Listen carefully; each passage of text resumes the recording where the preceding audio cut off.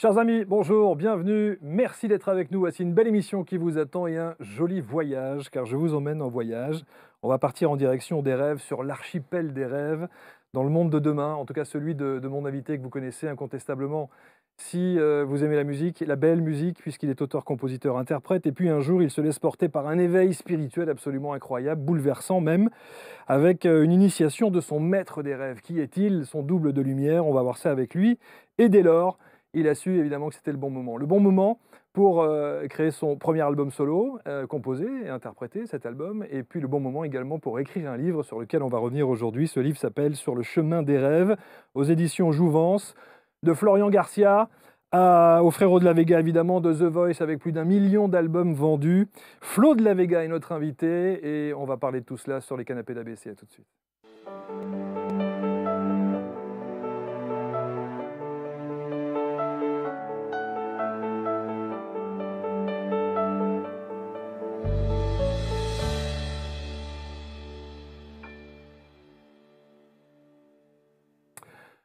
Voilà, j'aurais pu sortir la guitare, parce que la guitare, elle est sur le plateau, mais autant vous dire que j'ai deux mains gauches et que ça ne va pas être possible, surtout quand on est face à un artiste qui, lui, sait parfaitement maîtriser l'instrument. Flo de la Vega. Florian, bonjour. Salut, ça va? Ça va? Ouais, très bien. Je suis ravi. Flo qui nous disait il y a un instant, je suis un peu rasta là sur le... C'est vrai, là, je suis assorti. J'aurais pas pu faire mieux. Bienvenue sur le plateau d'ABC. Je suis très content que tu aies accepté notre invitation. Et je suis très content également de voir cette... c'est quoi, une chrysalide? On se réveille, tu sors d'un rêve. Ouais, C'est incroyable. En tout cas, je le partage. Je partage ce rêve qui a commencé il y a, je pense, 8 ans. Enfin, en tout cas, à l'époque des Frérots de la Vega, c'est vraiment le moment où il y a un Ouais. truc qui se perce et je commence à prendre un petit peu de hauteur sur moi, sur ce que je suis, sur ce que je suis pas, sur mon existence. Et c'est le début. Je discutais avec Sophie des éditions Jouvence juste avant que tu arrives. Et c'est vrai que quand on regarde sur les réseaux sociaux, quand on regarde les petites vidéos, tous les clips, et quand on te voit dans ton univers, et on va y revenir, dans cet endroit dans les Landes où tu as vécu quelque temps, on voyait le côté complètement idyllique, où on se dit, waouh, il est bien, il est apaisé. Mais ça n'a pas du tout été le cas. Ça n'a pas été que de l'apaisement et que du calme. Non, évidemment. Clairement. Mais je crois que c'est la vie en général.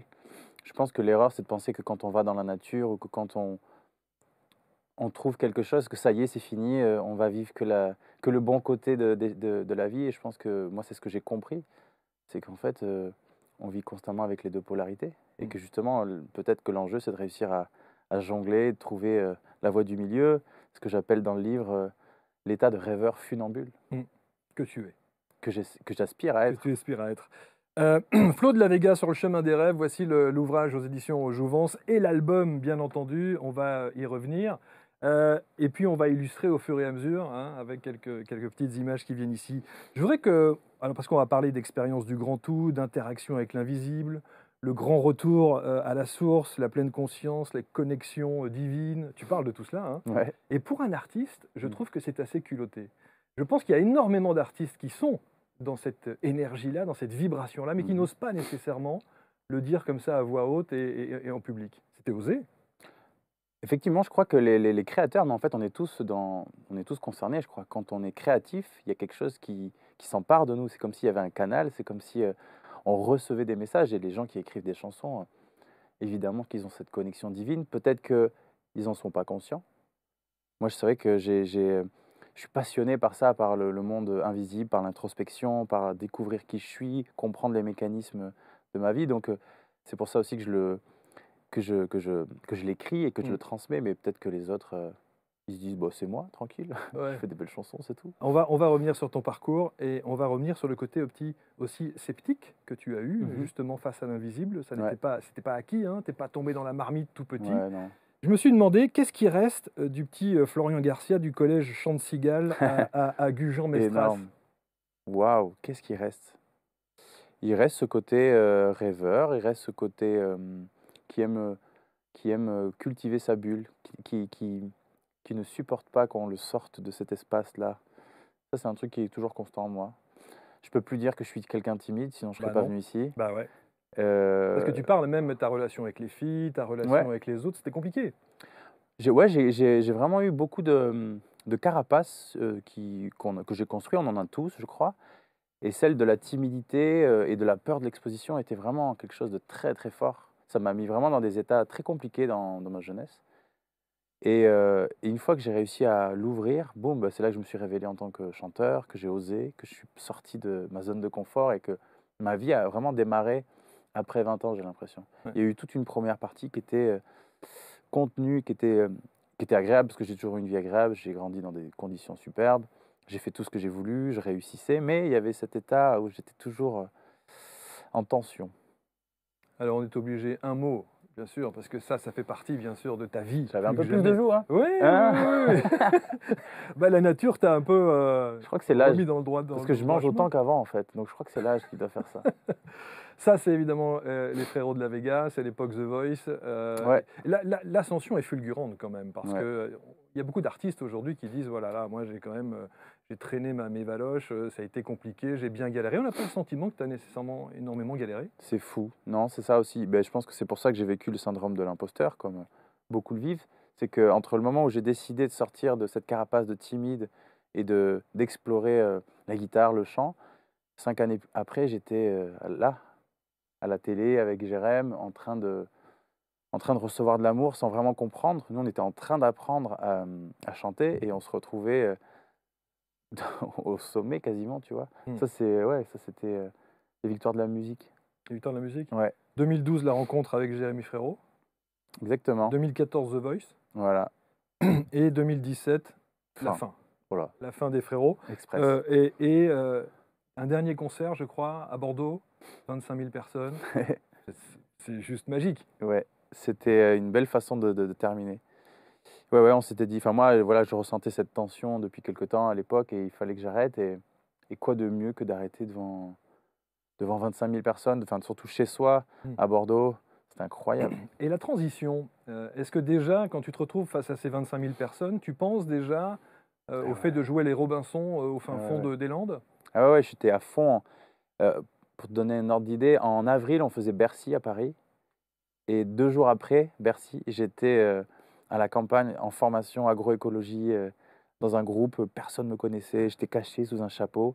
Quelques-uns me disaient: «Mais tu me dis un truc toi?» Et donc ouais, j'étais déjà dans cette transition, Ouais. j'avais déjà ce lieu dans la forêt depuis 2016 et j'étais déjà en train de rêver à construire ma maison, devenir autonome et me plonger dans une nouvelle vie. Alors, on va parler donc de ce livre, hein, Sur le chemin des rêves, aux éditions Jouvence, avec cet éveil spirituel qui n'a sacrément pas été un long fleuve tranquille, hein. Ouais, en C'est tout le moins cas qu'on là puisse dire. où ce que j'ai traversé, effectivement, je crois que c'est pour ça aussi que j'ai voulu écrire ce livre, c'est que j'ai eu la sensation que les étapes d'éveil que j'ai vécues jusqu'à aujourd'hui, c'était des étapes que l'on vivait tous. C'est-à-dire Mm. que les gens qui entreprennent leur chemin de découverte, c'est comme s'il y avait des checkpoints, comme des rendez-vous que tout le monde passe, par lesquels tout le monde passe. Donc l'éveil, les pièges de l'ego, etc. Et puis la nuit noire, et puis ces côtés sombres, où finalement, j'ai l'impression qu'on les vit tous. En tout cas, c'est ce qui m'a poussé, moi, à témoigner.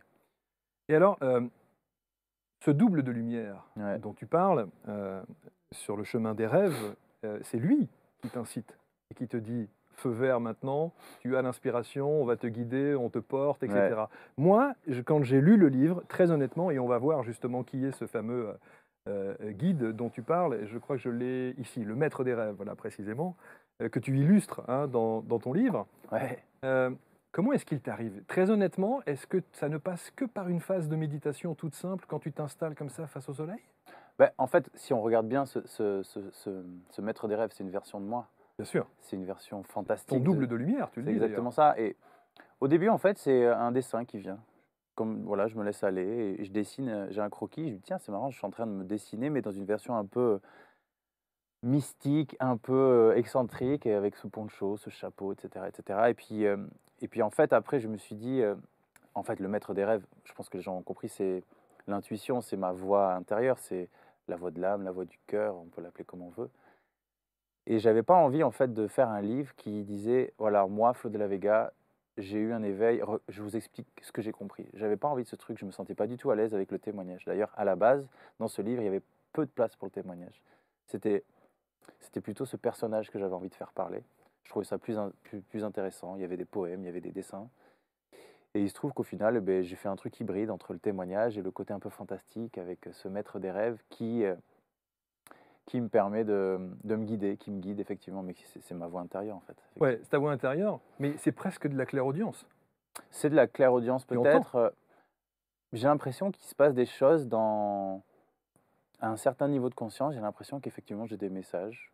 J'ai l'impression d'avoir des compréhensions. J'ai l'impression d'avoir des illuminations, des flashs comme ça qui apparaissent parfois juste dans l'état méditatif, contemplatif, tu vois, d'être en forêt, marcher, qui sont des moments de méditation Et tu parles de la qui me marche connectent. consciente, hein. Exactement. Mmh mh.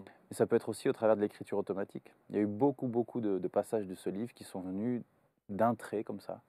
J'étais là, je ne sais même pas si je regardais l'écran. J'avais l'impression de regarder peut-être mon troisième œil, j'en sais rien. J'étais absorbé par une voix qui disait exactement ce que j'avais à écrire, et notamment les poèmes. C'est là où c'est le plus frappant, parce que mes chansons, je les écris comme ça Bien aussi. sûr. Ça descend et j'ai l'impression d'avoir une idée, des rimes qui apparaissent. Et je dis, putain, j'y avais pas pensé avant, et là, c'est sur le papier.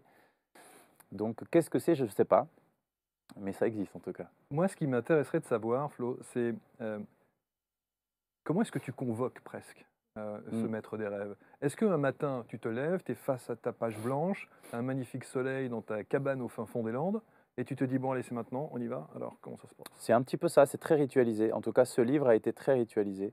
J'ai eu besoin de me lever très tôt, donc pendant toute cette période, je me levais genre à 5 heures, 6 heures, tu vois, vraiment Miracle Morning. le miracle morning totalement, et Ouais, j'écrivais. ouais. J'écrivais d'abord à la base pour évacuer, enlever ce qui sert à rien, ce qui tourne en boucle. Et il se trouve que très vite, je chopais un flow d'écriture et ça partait. Je partais dans un délire. Et au début, je me souviens, je parlais du monde des rêves, du maître des rêves dans mes écrits. Et j'arrivais pas à me dire qu'un jour, ça serait un livre. Je me disais, c'est un délire. J'avais l'impression de construire des mots, des images qui me permettaient, moi, de décrypter ce que je vivais. Et c'était vraiment ça le principe au départ. Mmh. Et au fur et à mesure, je me suis dit, mais ça serait trop dommage de le garder que pour moi. Et donc, c'est là que j'ai vraiment décidé d'en faire un livre et de conceptualiser tout ça. Alors, on se dit aujourd'hui, Flo de la Vega, il est sur son nuage, dans sa phase de méditation, dans cette, dimension spirituelle et cetera et cetera. Mais tu as eu ce côté sceptique au départ? Ouais. Tout cet univers-là, toutes ces dimensions-là dont on parle, justement le grand tout, le retour à la source, la pleine conscience, les Ouais. connexions divines, c'est pas ton truc? Ouais, effectivement, jusqu'à l'éveil, en fait, moi, j'étais quelqu'un d'assez sceptique, de terrien, je crois ce que je vois. J'étais pas du tout, la religion, Dieu, Mmh. l'invisible, c'était pas des choses qui m'attiraient, j'étais même plutôt sceptique effectivement, réticent. Après, il y a eu la rencontre aussi avec, ma compagne de vie avec qui j'ai eu un enfant, Mmh. Nathalie Adoko, Mmh. qui elle avait plus ce côté mystique qu'elle l'a amené dans ma vie. C'est vrai qu'il y a eu des premières graines qui ont été semées avec cette rencontre, et puis après il y a eu les lectures qui, au-delà des mots, m'ont amené à expérimenter des choses où j'ai fait: «OK, là, il faut qu'on prenne un temps pour comprendre». Et puis après, c'est de l'expérience. Tout est empirique. Tout ce que je décris dans ce livre est vraiment de l'ordre de l'expérience. Et je suis passionné par l'idée de décrypter l'expérience, c'est-à-dire un moment de connexion, un moment de joie, un moment de tristesse. J'aime ensuite revenir dessus et essayer d'aller comprendre les mécanismes qui m'ont amené à cet état. Tu parlais des lectures, tu parlais de ta compagne, Natalia. C'est elle qui t'offre, le premier Ouais, bouquin d'Eckhart exactement. sur l'instant présent, qui Ouais, est juste, voilà, c'est le livre de référence, pour incontestablement, beaucoup, enfin ouais. l'un des livres de Ouais, référence incontestablement Eckhart Tolle. Mais alors la première fois qu'elle te l'offre, c'est pas du tout dans cette ouais, dynamique-là. Et tu te dis, exactement. c'est voilà, c'est pas le bon moment pour le lire, c'est pas le bon moment et ça n'est qu'après que C'est tu ça. vas le relire, en C'est fait. exactement ça. Ouais. Elle, c'est en 2013, ça, je me souviens. Elle le lisait en espagnol. Elle est argentine, donc. Et je la voyais lire ce truc et je voyais que souvent elle faisait des pauses, je la voyais émue, elle me transmettait des messages et moi je comprenais pas tout. Puis elle me l'achète effectivement et je le commence et je crois que je lis les 10 premières pages et je comprends pas spécialement. Je vois les mots, je vois de quoi ça parle, mais c'est comme s'il y avait la barrière. Et quelques mois plus tard, je l'ai ouvert au milieu et le passage sur lequel je suis tombé, il m'a happé, je me suis fait complètement aspirer par les mots. J'ai fini le livre et je l'ai recommencé. Et après, je l'ai lu en boucle. Et c'était, j'allais dire ma Bible, c'était Ouais, vraiment mon livre. de chevet. C'était ouais, le livre de chevet, je l'avais Ouais, sur moi tout le temps, dans ouais. ma guitare, dans ma housse de guitare. Ça a été tellement fou cette, compréhension que j'ai eue de l'instant présent que De suite, j'en parlais à tout le monde. J'étais là, à Jérémy Frérot, à l'époque des Frérots de la Vega. Je lui dis: «Mec, il faut que je te parle d'un truc». Et c'était dingue, j'ai adoré cette expérience, c'était fou. Il est dans cette dynamique-là aussi ou pas? Non, ben non, justement, c'était ce dont je parle un petit peu dans le livre. À un moment, je me suis transformé en espèce de dictateur spirituel. J'avais Ouais. envie que tout le monde comprenne ce que j'avais, expérimenté. Donc du coup, j'avais acheté le livre à toute l'équipe des Frérots. Donc il y avait, je crois, on était une quinzaine. Je m'étais pointé avec une poche et mes 15 livres et je l'offrais à chacun en me disant, «Génial, ça va être un beau cadeau que je vais leur faire». Et il se trouve que j'ai compris que tout le monde ne doit pas passer par ça, que l'éveil spirituel, c'est un truc qui est intime, qui regarde que celui qui a envie de s'engager là-dedans et surtout que chacun a son rythme.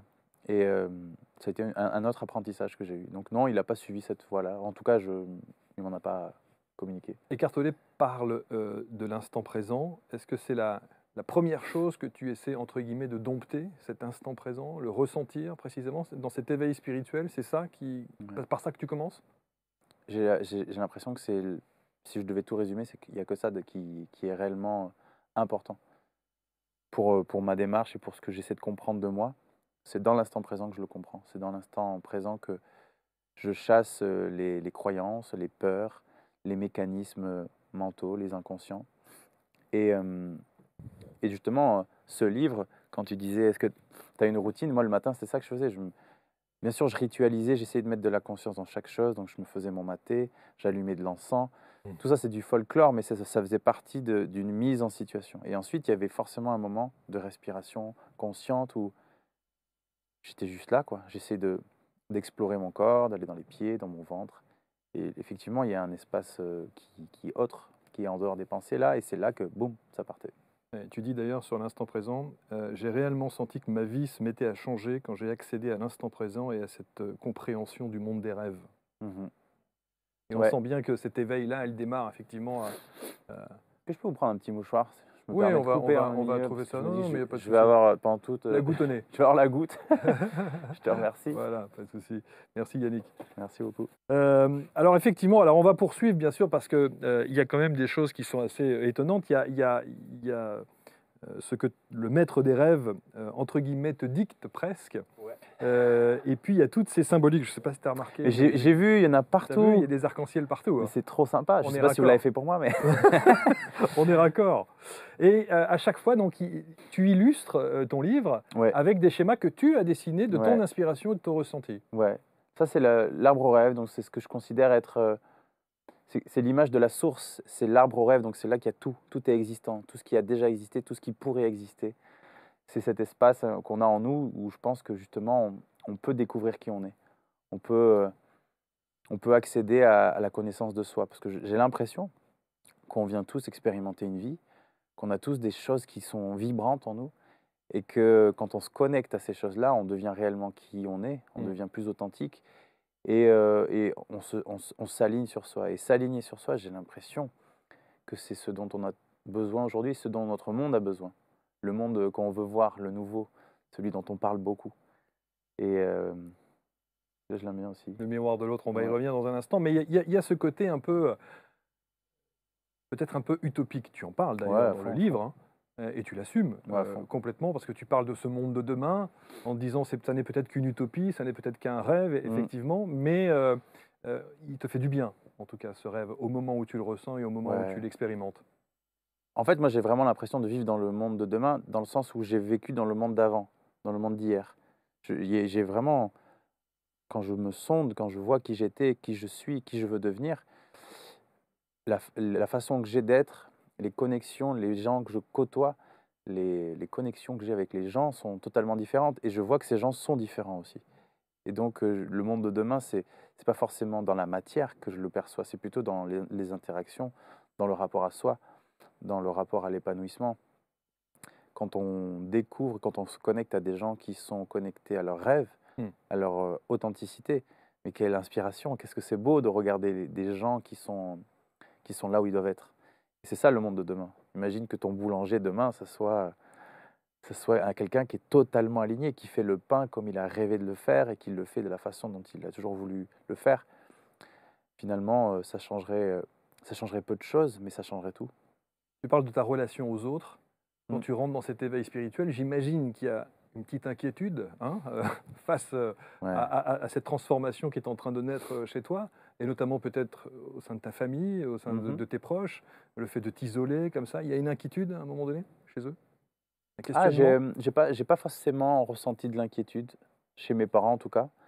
Ils ont une tendance à me laisser vivre et à me laisser faire ma vie. C'est vrai que c'est surprenant, mais c'était surprenant pour tout le monde de, de décider d'arrêter l'aventure des frérots. Eh oui. Euh, mais non, il n'y avait pas d'inquiétude. Je Alors, pense que... tu as parlé il y a un instant, et c'est pour ça que je me permets juste d'évoquer Natalia, la maman Ouais, de ton petit garçon. Euh, Elle te suit dans cette aventure? ouais, en fait, on est une équipe. On est une équipe justement dans cet éveil. Et c'est pour ça que je pense j'ai été aussi, j'ai la sensation d'avoir été vite dans cet éveil. J'ai passé beaucoup d'étapes parce qu'il y avait ce miroir de l'autre, comme je le dis dans le livre, Ouais. ce regard, ouais, ce miroir qui me permettait chaque jour de me dire, ah, j'en suis là, j'en suis encore là, j'ai encore ça à nettoyer, j'ai encore ça à soigner, toutes ces blessures, toutes ces choses. Et avec Nat, on est des passionnés de ça. C'est notre truc, quoi. Donc on passait des heures à échanger. L'avenue de notre enfant nous a permis d'aller encore plus loin parce que c'est des étapes qui sont intenses et donc qui permettent de déconstruire aussi. Ton petit bonhomme, je lisais quelques anecdotes qui parlent un franco-espagnol, Ouais, espagnolo, je sais ouais, pas comment, mais avec ce petit charabia, et tu disais d'ailleurs dans la presse, je disais, ah, c'est une catastrophe parce qu'il baragouine un truc. exactement. Ouais, on lui parle dans les deux langues depuis qu'il est né et Ouais, c'est c'est vrai ça. qu'il a Mm. une double conception, mais Mm. nous, dans notre façon de parler avec Nat, on avait aussi créé des mots et donc je pense qu'il y a plein de mots qui n'existent pas, qu'il a dans son vocabulaire. Qu'il a dans son vocabulaire. Je voudrais que tu nous parles de ce fameux le miroir de l'autre. Alors j'essaie de retrouver le visuel, il y a 2 petites Tu secondes. l'avais? Tu Tu l'as l'avais, passé, ouais, tout à l'heure, le c'est miroir celui-là. de l'autre, voilà. Le miroir de l'autre, et là c'est Ouais. très intéressant, c'est la prise de conscience sur l'ensemble de, tu dis, de nos souvenirs et de nos postures quand qu'on s'impose dans la vie, quand on se met des masques comme ça Mhm. pour se donner, voilà, pour se donner une allure, pour se donner une prestance, pour se Pour se donner, protéger pour se aussi beaucoup. protéger aussi. Ouais, Et quand il faut tomber les masques, c'est ça, le miroir de l'autre, faire face à ce qu'on est ouais. véritablement. C'est ça, c'est l'autre nous renvoie en fait une image de ce que l'on est. Je me suis rendu compte dans le travail du couple qu'effectivement, souvent, c'est là que c'est le plus probant, mais ça existe pour toutes nos relations, je crois. Ce qu'on reproche chez l'autre, c'est un truc qu'on n'a pas accepté en soi. Ouais. Ou ce que l'on admire chez l'autre, c'est quelque chose que l'on aime en soi aussi. Et cette espèce de miroir, je me suis rendu compte qu'il était constant. Et que, et que c'était génial en fait, que l'interaction sociale humaine nous permettait de déconstruire. Et souvent, bah, moi c'est ça, mes signaux, quand je vois quelqu'un qui a un truc qui me dérange chez lui, de suite, je fais OK, qu'est-ce qui se passe en moi? Et un jour, c'est un ami à moi qui m'avait dit, qui m'avait parlé de ça. Il m'a dit, quand on montre du doigt quelqu'un, souvent, ce qui se passe, c'est qu'on a 3 doigts qui se retournent vers nous. Et qu'au lieu de faire ça, en fait, il faut regarder vers soi, en soi. Et j'avais adoré l'image. Oh, la symbolique est belle. J'ai trouvé ça l'image vraiment géniale. Génial. Et donc, j'ai l'impression que c'est tout le temps ça, en fait. Ce qui me dérange chez toi, c'est un truc que j'ai pas soigné en moi. Et c'est merci, quoi. Merci de me renvoyer cette image que je n'arrive pas à voir moi-même. Tu es un outil. Je vais garder cette C'est génial, hein? symbolique-là, c'est extraordinaire. Les 3 doigts qui reviennent vers toi, Ah ouais, effectivement. La symbolique est ouais, belle. ouais. Ouais. Tu parles de l'ego, Ouais. dans le livre L'ego, et tu dis que c'est le piège de la déconstruction, tu parles du piège de la déconstruction de l'ego. Hem, Certains qui se sont assis sur ce canapé disent que c'est bon, Mhm. l'ego. Ouais, C'est bon aussi d'avoir de l'ego. ouais. Je pense que un ego sain, c'est c'est bon effectivement. Sinon, la guerre de l'ego n'est pas bon. C'est ça que je pense qu'ils veulent dire et c'est ce que j'ai compris aussi. C'est que dans la déconstruction, justement, Eckhart Tolle parle beaucoup de ça, de se Mmh. désidentifier de l'ego. Mmh. Et donc au bout d'un moment, moi j'étais passé dans un excès de, je voulais tuer l'ego. Je faisais tout pour que je n'ai pas d'ego. Mais en fait, je me suis rendu compte que c'était la même voix, celle qui disait on va tuer l'ego. Mais c'est le mental en fait. Et donc le mental, c'est l'ego, c'est ça en fait. Je pense que le funambule, il a sa partie lumineuse, la voix du cœur, la voix de l'âme qui le guide, et il a l'ego, celui qui le permet de matérialiser. Je pense que c'est un peu des deux qu'il nous faut, c'est C'est un cet bon équilibre. équilibre des 2. Mais pour que ça soit, je pense, pour que ça soit équilibré, il faut que cet ego, il ait été soigné, il faut qu'il ait été assaini, ça se dit en Mmh. français? Mmh. Assaini. Il faut qu'il ait été déconstruit et il faut qu'on ait laissé que les bonnes choses de cet ego. C'est-à-dire qu'il faut faut aller dans les blessures de l'enfance, Mmh. il faut aller travailler sur les Et traumas, ça secoue. et ça secoue énormément. Ouais. D'ailleurs, ça a secoué chez toi. C'est-à-dire Ouais. cet éveil spirituel, quand j'ai commencé en avant-propos, dire que ça n'a pas été simple, c'est le moins qu'on puisse dire, parce que tu parles même de dépression. Ouais, j'en parle, il y a eu un état assez, étrange, quand j'étais en forêt où il y avait rien qui allait et pourtant tout était là. C'était très étrange. Je vivais, une période, noire de ouais, je l'ai appelée la nuit noire de l'âme. Je pense que c'était vraiment ça. J'avais une sorte d'état dépressif. J'ai perdu énormément de poids à ce moment-là. Je faisais tout pour que ça aille bien. Je méditais, je m'étirais, je m'alimentais sainement. J'étais, dans un espace naturel. J'avais tout, l'abondance, pas de préoccupations liées à l'économie parce Mmh. que c'est ça aussi qui peuvent prendre la tête. Moi, j'avais cette chance de pouvoir choisir mes journées et j'étais pas heureux. Et donc, ça a duré une longue période. Au final, pas si longue parce qu'1 an, 2 ans, c'est rien. Ouais, enfin, un état C'est assez dépressif pendant court. 1 an ou 2 ans, c'est C'est des compliqué. états, hein. Il y avait Oui, des oui, états bien sûr, de oui, il y a il y avait des des états où tu dis: d'euphorie et «Ah, je puis suis de oui, génial» c'est et ça. puis des Ouais, états où le lendemain, ouais, alors d'avoir vécu un truc incroyable ouais. ou même dans la journée, je pouvais vivre des matinées de connexion incroyables où un rayon de soleil me rendait heureux et 2 heures après être au fond du seau et je comprends pas ce qui se passe. J'avais des fièvres des fois, des fièvres récurrentes, sans savoir pourquoi. J'avais 38, 39. Tout le monde me regardait: «Mais qu'est-ce que tu as?» «J'en sais rien». Et c'était hyper bizarre cette période et je me suis rendu compte après coup aussi qu'il y avait des choses qui étaient liées à cette peur de revenir dans la lumière. Mmh. C'est-à-dire c'était là, mais j'osais pas. Et mon ex-compagne m'a mis un grand coup de pied au cul et m'a dit, «En fait, il faut que tu y ailles, il y a que ça quoi, sinon on va s'enterrer là dans cette petite, C'est là où il y a effectivement ce paradoxe. C'est-à-dire que tu parles de la lumière qui t'a pesé, qui t'a Mmh. coûté, que tu ne supportais plus, ce Ouais, besoin d'isolement à un moment donné pour se recentrer et faire ce petit travail d'introspection. Et pourtant, intrinsèquement, tu es fait pour ça, ouais, tu as besoin de ça, ouais, et il était nécessaire de revenir d'abord au travers de ton album solo et au travers de ton livre. exactement, ouais. Ça a été la grande découverte aussi, ouais. La grande découverte de cette dualité, que j'ai en moi. Quand j'ai arrêté les frérots, je me suis persuadé parce qu'il fallait aussi pour, avoir le courage de prendre cette décision, il fallait en moi, j'acte, que je me dise des choses fortes. Donc je me suis dit: «Je ne suis pas fait pour la lumière, je ne suis pas fait pour ce monde-là». Et donc j'ai cru à ça. Je suis parti dans l'ombre, j'ai fait mon potager, j'ai travaillé, vraiment, en silence, seul et c'était génial. Sauf qu'il y a eu un moment où, c'était trop et j'avais besoin de reprendre cette part de lumière, j'avais besoin de raconter des choses et me reconnecter à ça, ça a été salvateur, ça m'a redonné vie, ça a réactivé le feu en moi et c'est là que j'ai compris qu'en fait, j'avais besoin des 2, que je suis les 2, que je suis, et que justement je dois trouver cet équilibre pour, m'honorer. Hmm.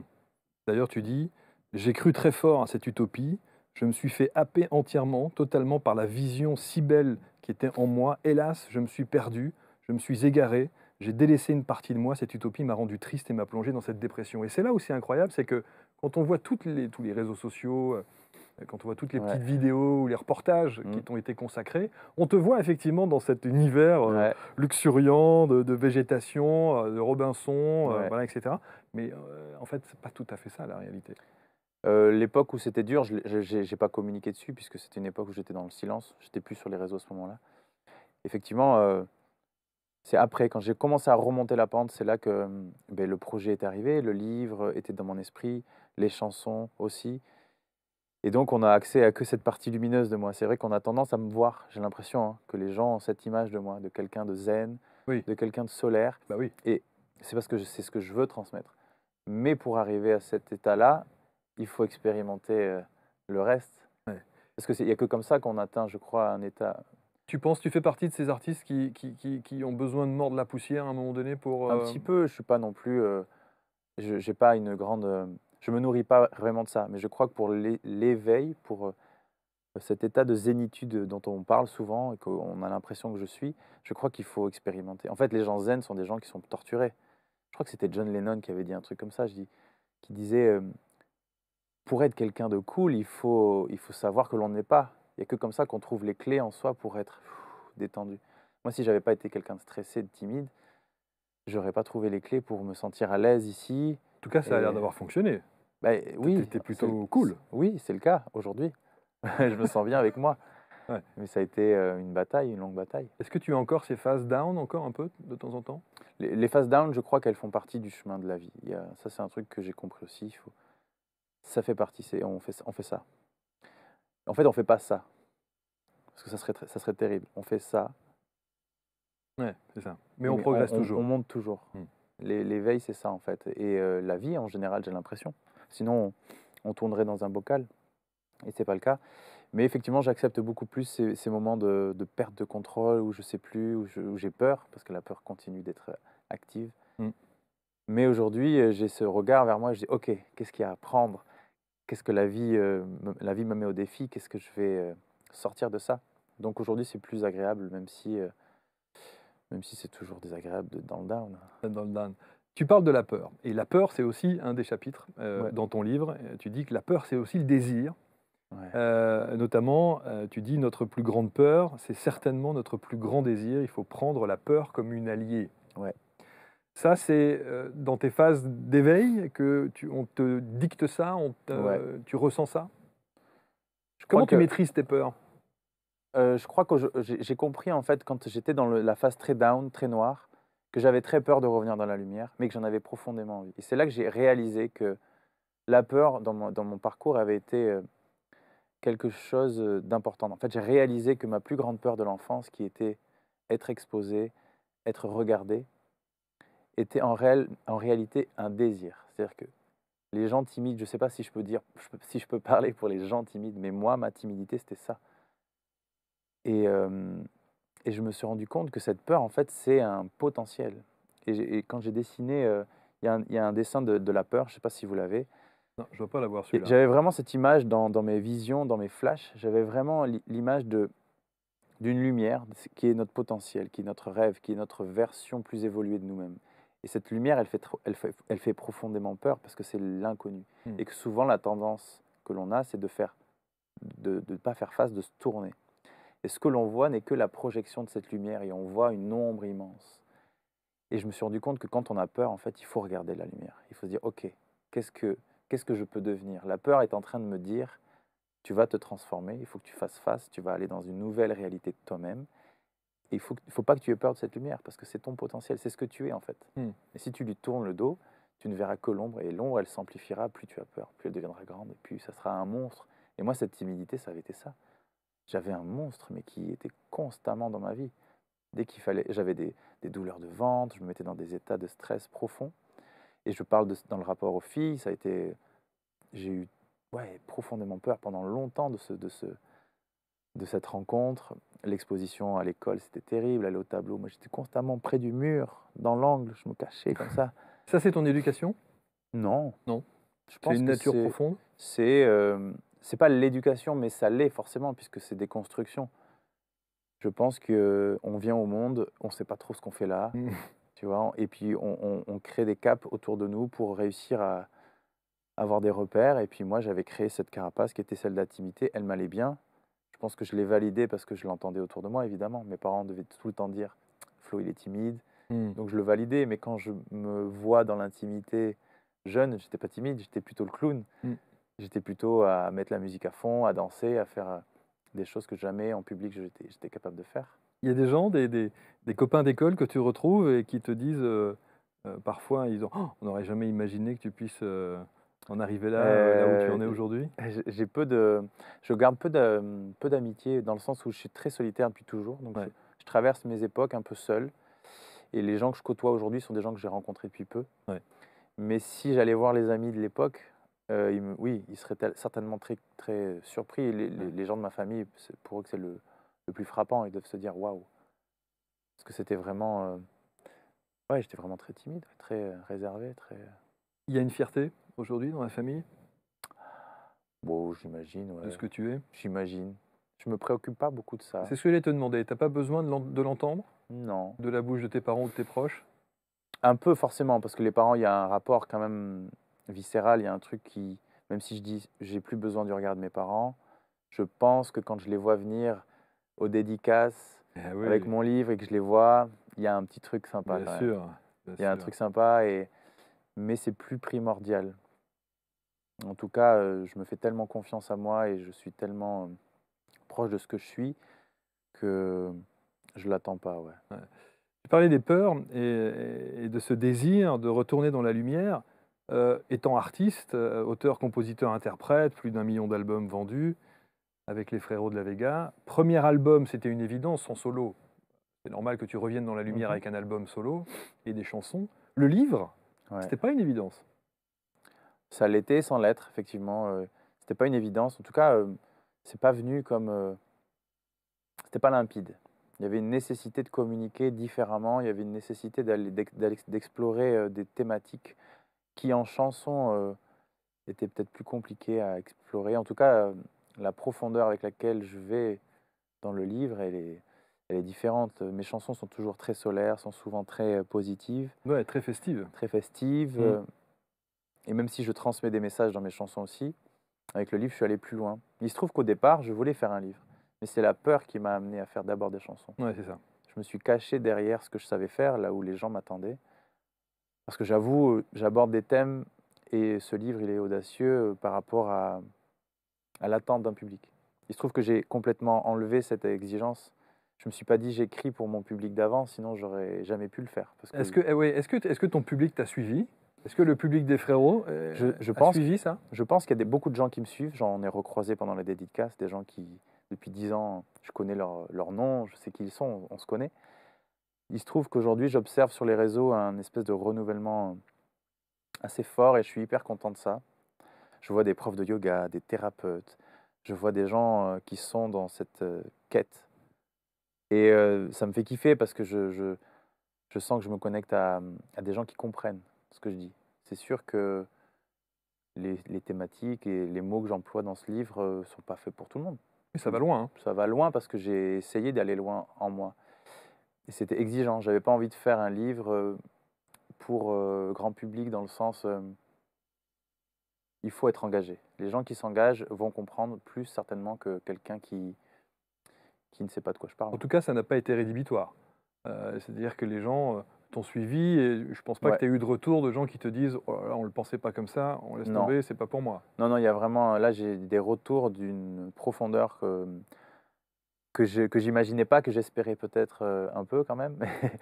Mais il y a les gens qui m'écrivent, ceux qui ont lu le livre, c'est hyper fort et c'est génial. Il y a des retours qui sont, la chanson, c'est génial parce qu'on touche à un grand public. On s'en fout de ce que je dis, c'est les mots, c'est les couleurs, on se laisse porter. Mmh, Et mmh, ça, c'est agréable. mmh. Les retours que j'avais sur les chansons étaient super aussi. Mais là, avec le livre, ça va plus loin. Ça te donne envie de continuer à écrire? Ouais, De continuer ton éveil? ouais, l'éveil, moi, il est perpétuel, donc je sais que je vais continuer à arpenter et à explorer, Mais la à écrire, conscience. à décrire Ouais, cette exploration?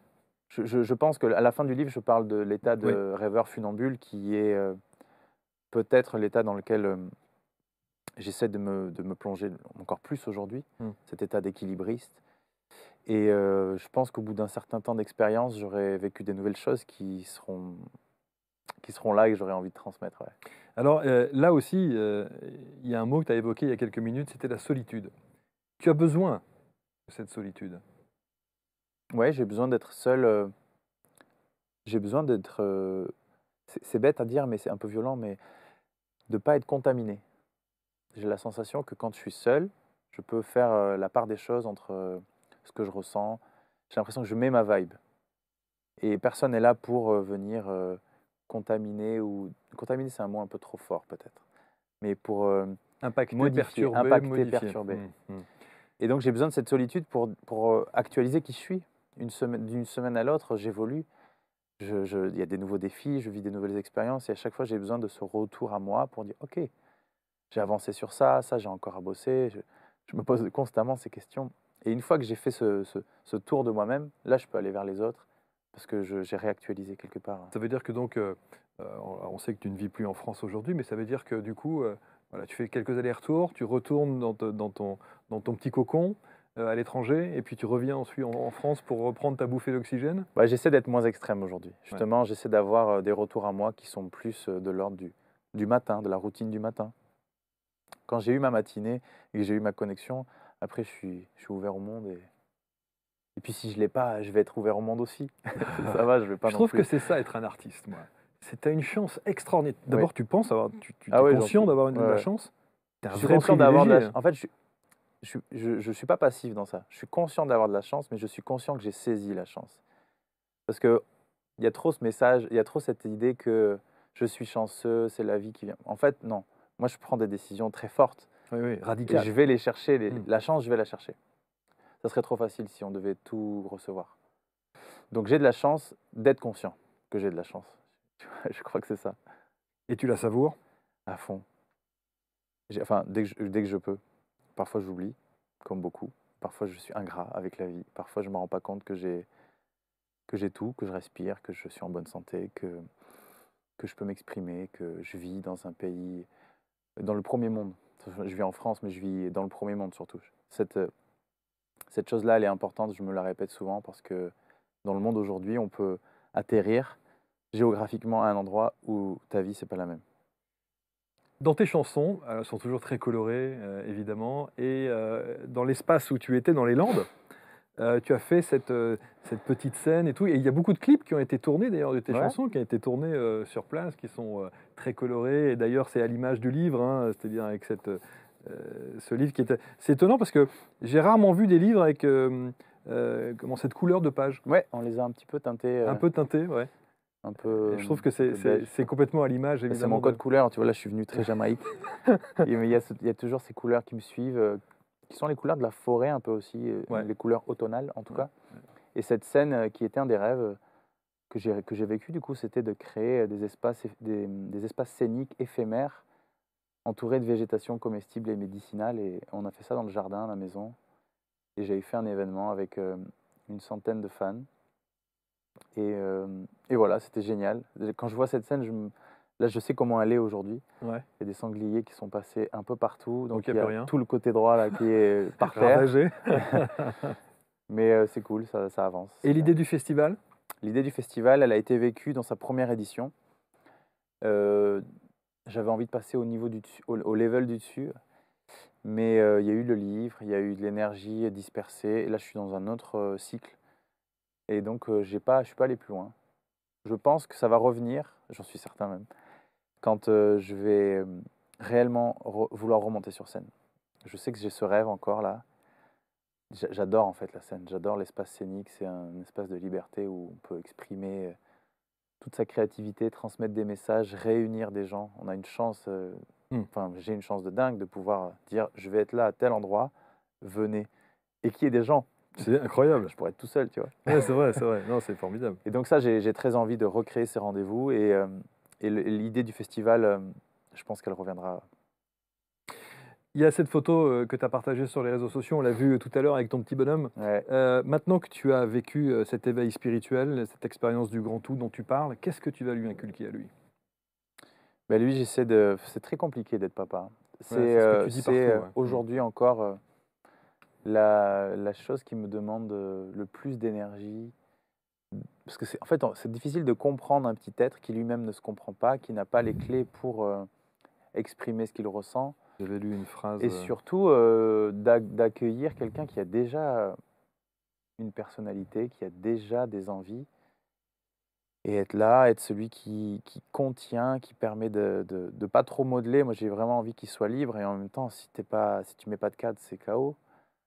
Donc c'est très dur, C'est hein. très, C'est très très compliqué. dur. Ouais, Il a ouais. 5 ans, il me pousse dans mes retranchements. À chaque fois que je suis avec lui, poum, il y a un nouveau défi. Et à chaque fois, je fais des steps. Et tu dis, Donc, il y a une très belle phrase dans le livre, tu dis, j'ai depuis sa naissance l'impression qu'il me répète, dis donc, avant de me dire qui je dois être et ce que je dois faire, commence par te découvrir toi. exactement. C'est ça la grande difficulté, c'est que en fait, on n'apprend pas à devenir entier, nous, les humains, et on se retrouve très vite papa, maman, un peu en mode automatique, comme si c'était normal. Il faut faire ça comme ça dans ce cycle. Et moi, j'ai vraiment eu cette sensation. Je ne sais pas réellement qui je suis encore, et j'ai un petit être que je dois aider. Donc aujourd'hui, ce que j'essaie de faire, c'est juste d'être là pour qu'il devienne qui il doit être. J'ai très envie qu'il soit libre, j'ai très envie qu'il soit épanoui. Mmh. Et forcément, il y a plein de choses qui sont dures, parce que quand tu es papa, tu dois mettre un cadre, et souvent le cadre même moi, je me le dis: «Mais pourquoi, en fait?» Il sait que papa est chanteur. Ouais, mais il s'en fout. Il s'en fous. fout? Il s'en fout, ouais, il y a aucune, Il sait que maman l'était aussi? ouais, il sait qu'il a des parents, il sait que nos travail, c'est de chanter. Tu sais, je pense toujours à ce qu'on écrivait à l'école sur la petite fiche blanche quand à la Ouais, rentrée des classes, profession du père, profession de la mère. ouais. Bah, lui, il aura, ouais, artiste, chanteur, je sais pas ce qu'il mettra, mais je trouve ça génial, hein. Moi, Ouais. j'aurais, j'ai eu des parents, qui étaient pas chanteurs ni artistes, mais je trouve ça super pour lui parce que ça lui donne, une ouverture nouvelle. C'est-à-dire que tout est possible, en fait, Mmh. j'ai l'impression, parce que la créativité, fait partie de nos vies et nous, on va toujours l'amener à ce qu'il soit créatif, à ce qu'il aille vers ce qu'il veut être. Alors c'est fou parce que j'ai eu une discussion il y a 48 heures justement sur les fils d'eux ou les filles d'eux. Et moi je suis un peu lassé par ce discours permanent de dire: «Ah mais moi tu sais, je vis dans l'ombre de mon père» ou «mon père était un artiste, machin, et cetera, et cetera». Et moi j'ai plutôt le sentiment que c'est une chance, comme tu le dis. Je trouve Ça que c'est l'est. une chance extraordinaire. Ça l'est, mais c'est compliqué d'être le fils de Johnny, tu vois? Ou de qui que De ce Delon, soit. ouais. Parce que c'est terrible, parce que c'est des icônes. Donc ça laisse une ombre terrible et c'est vrai que ce qui est compliqué, c'est de croire qu'il faut suivre, papa ou maman et de faire un peu la même chose. Ça, Mmh. c'est compliqué. Moi, ce que j'aimerais que mon fils devienne, c'est pas un artiste. Ce que je veux qu'il devienne, c'est qui il est. Oui, c'est ça, Donc si lui, il doit pleinement. devenir, un expert, en business, et qu'il le soit, c'est parfait, en fait. Ouais, Surtout pas qu'il essaye de faire ce que je fais moi, ouais. ça serait terrible pour lui. Ça, je pense, ça serait très compliqué, ouais. En tout cas, cette transformation que tu as vécue, cet éveil aura quand même sacrément bouleversé ta vie, Ouais, en bien. oui, Aura canalisé cette timidité, maladive que tu avais, ouais, aura sans doute affirmé ton besoin d'être dans la lumière et de l'assumer, oui. parce que ça, c'est quand même aussi, essentiel. Et alors on se dit, quand on a une carrière comme ça, un début de carrière, aussi exceptionnel, et les The Voice, les albums, les tournées, les 25 000 personnes, un album solo qui cartonne, un nouveau livre, que l'on découvre et qui est extrêmement inspirant, est-ce qu'on a la pression pour la suite? Ah tiens, moi, je me mets beaucoup de pression, mais je pense pas à le résumé que tu fais est un résumé, hem, lié à la réalisation, à la matière et c'est vrai que moi, je suis concentré vraiment sur l'être, sur qu'est-ce que je vais devenir et mes exigences aujourd'hui, c'est, qu'est-ce que mon cœur me demande de faire? Et en ce moment, je suis passionné par la slackline, par, Ah bon? cette idée d'équilibre Ouais. et je veux aller loin. Donc mon exigence, elle est là-dessus, mais elle est très peu liée à réaliser des choses. Alors c'est cette fameuse, cet C'est une sangle, élastique, ah ouais, ouais, cette ce une grand sangle, la sangle qui se met entre, qu'on bah, peut tendre entre 2 arbres ouais, à mettre du sol et ouais. le niveau où j'aimerais, aller, c'est de le tendre entre 2 falaises et de traverser la falaise et bien sûr attaché Mais et c'est ça, mais c'est mais c'est quoi le but? je crois que le but, il est, encore une fois de repousser ses limites. Il est de découvrir un état, de présence, ultime. C'est-à-dire que la slackline est vraiment l'expression de l'instant présent. Tu n'as pas le choix et il y a vraiment cette philosophie d'équilibriste que l'on recherche quand on est en quête de soi et je crois que de le pousser, à ce niveau d'intensité avec la peur du vide, ça va m'amener à expérimenter justement ce dont j'ai besoin pour continuer de créer, pour continuer de transmettre des messages. Je crois, en tout cas c'est mon cœur, il m'appelle. Et tu as commencé? Ah oui, je suis à fond, je suis à fond. Je m'installe sur une île, aux Canaries là Mmh. bientôt et là-bas ça pratique beaucoup la highline on appelle ça et je sens que c'est un monde qui m'appelle. J'ai plein d'autres choses encore, j'ai envie de créer, du contenu pour continuer à communiquer, avec les gens sur les réseaux. Non, j'ai beaucoup d'exigences, mais très peu liées à qu'est-ce que je vais réaliser de grand? Parce que c'est vrai que ce que tu dis, ça pourrait mettre la pression et je l'ai ressenti, hein. Effectivement, tu fais les Freros de la Vega, les concerts, c'est 15 000 tout le temps. Tu sors un album en une semaine, c'est 100 000. Aujourd'hui, déjà, le monde a changé, ça n'existe plus trop, ces chiffres. C'est vrai. Et surtout, j'ai compris que c'était pas le chemin. Le chemin, c'est se découvrir soi, s'aligner sur soi. Moi, Alors tu sais, quand il y a ce discours, je vais te je sais dire. qu'il est, Non, mais quand il y a ce discours, moi j'entends déjà les réflexions. Ouais, mais évidemment, ça va bien pour lui, tout va très bien, il n'a pas le souci du lendemain, il sait exactement. exactement, où il va et Ouais, il suffit simplement qu'il décroche son téléphone pour avoir le bon rendez-vous, la bonne ouais, personne et mettre en place ce qu'il a envie de faire. ouais, Donc on peut dire c'est un peu facile ouais. comme discours parce qu'aujourd'hui tu as. C'est facile parce que j'ai pris les grandes décisions, parce que je me suis bougé le cul, parce que j'ai fait face à la peur, parce que je suis sorti de chez moi et que je suis sorti de ma zone de confort. Mais avant, c'était pas facile. Avant, j'ai fait comme tout le monde. Aujourd'hui, c'est facile parce que je le décide et même si on a l'impression que c'est facile, ce ne l'est jamais, en fait. Et hem et je crois même au-delà de ça, parce que mon exemple, c'est un témoignage qui effectivement peut amener ce genre de réflexion et Mmh, elles sont naturelles. mmh. Mais observons autour de nous des gens qui sont inspirants, qui ont le même message que moi, il y en a plein, et ils ne sont pas forcément dans cette espèce de conception de la facilité. Moi, j'en croise beaucoup, des gens qui vivent en camion, qui sortent complètement du système pour s'aligner sur ce qui vibre en eux. Et eux, on ne pourra pas leur dire: «Ah, c'est facile». Ouais. Enfin, si, quelqu'un qui a peur, je pense quelqu'un qui a du mal à avancer, qui a beaucoup de peur en soi, il a tendance à dire: «C'est facile pour les autres et pas pour moi». C'est normal, c'est un mécanisme qu'on a tous. Mais quand, cette personne, elle passe cette peur, elle dira: «Mais oui, en fait, Mmh. j'ai réussi» Tu avais raison. et hem et donc voilà. Juste, pour terminer, Flo, tu es sur la chaîne du bien-être et du développement personnel. Ce mot développement personnel, Ouais. est-ce que c'est, quelque chose aujourd'hui, que tu considères comme une espèce de grand fourre-tout? Ou est-ce que, ça a une signification particulière pour toi? Bah, c'est un slogan qui, comme tous les slogans, limite, mais qui moi, me parle, hein. Moi, ça me plaît. Le développement personnel, c'est le rapport à soi. On peut appeler ça spiritualité, mais le mot spiritualité fait peur aux gens. C'est vrai. On peut appeler ça comme on veut. Moi, je pense que c'est très bien. En fait, c'est comme, le mot écologie, c'est comme, les grands slogans. Le problème, c'est, que les gens restent en surface. Plus on en entend parler et plus les gens font des résumés parce qu'il faut aller vite. Mais au final, c'est pas très grave parce que plus on parle de développement personnel, plus ça prend de la place dans le monde, Mieux c'est. plus il y aura des gens qui resteront en surface, mais peu importe. Je pense que c'est important que ce mot voyage, que le bien-être voyage et, et que surtout les gens se connectent à eux. C'est surtout ça l'intérêt, quoi. C'est qu'à un moment donné, on rentre par le développement personnel, par la spiritualité, peu importe comment. Il faut que ça fasse son effet. Et pour terminer, oui, sur ce livre qui est quand même très, très personnel, est-ce que tu penses avoir tout dit? Non, non, non, j'ai pas tout dit, non. Non, non.